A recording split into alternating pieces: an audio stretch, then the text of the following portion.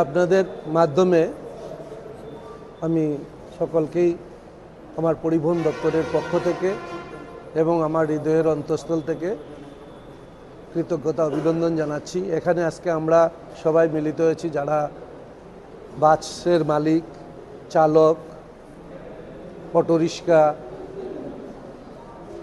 তারপরে ই রিক্সা, সকল শ্রমিক ভাইদেরকে নিয়ে আমরা একটা আলোচনা করছি।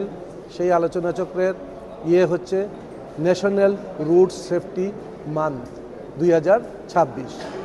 তার যে এবার থিম জিরো ফ্যাটালিটি মান্থ হিসাবে ডিক্লেয়ার করা হয়েছে সারা ভারতবর্ষের সঙ্গে।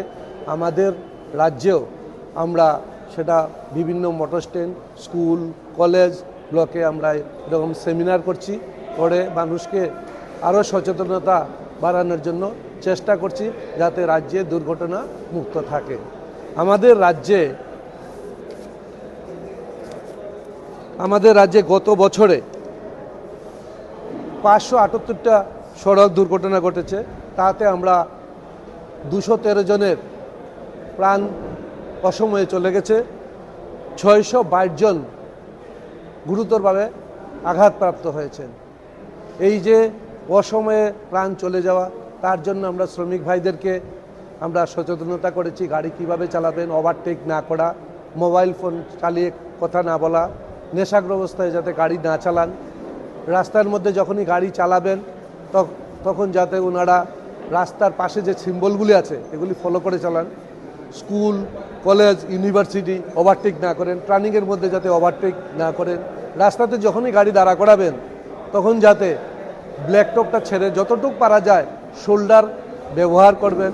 এই জিনিসগুলি আমরা এখানে আলোচনা করছি যাতে দুর্ঘটনা মুক্ত হিসাব আমাদের রাজ্যে রাখতে পারি। এবং তার সঙ্গে আমরা ভারত সরকারের আমাদের সড়ক দুর্ঘটনা সম্পর্কিত কতগুলি প্রকল্প ভারত সরকারের পরিবহন মন্ত্রণালয় এটা ঘোষণা করেছেন।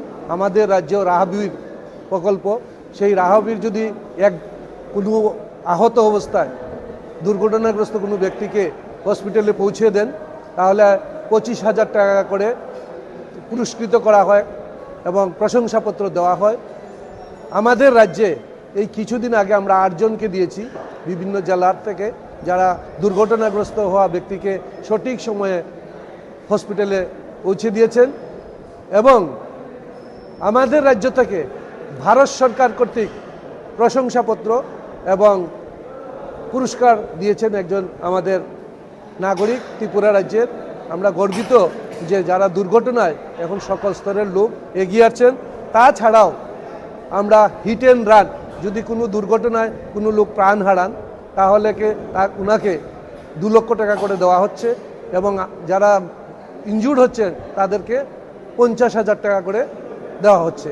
এবং ক্যাশলেস পেমেন্ট, যে গোল্ডেন হাওয়ারের মধ্যে যদি কোনো ব্যক্তিকে সঠিক সময়ে হসপিটালে পৌঁছে দেন তো ওই গোল্ডেন আওয়ারের মধ্যে যে ট্রিটমেন্ট হবে ওনার কে এই টাকাটা বহন করবে? এটা সরকার এই টাকাটা বহন করছে। অতএব যাতে দুর্ঘটনা ঘটলে যাতে কারুর অসময়ে প্রাণ না চলে যায়, তার যাতে চিকিৎসা ব্যবস্থা সঠিক করা যায়, এই জিনিসগুলি আমরা এখানে আলোচনা করেছি এবং সবার মধ্যে প্রচার এনেছি।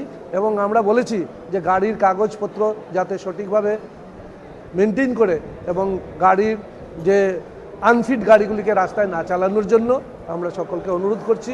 এবং এখানে সবাই আরও বক্তারা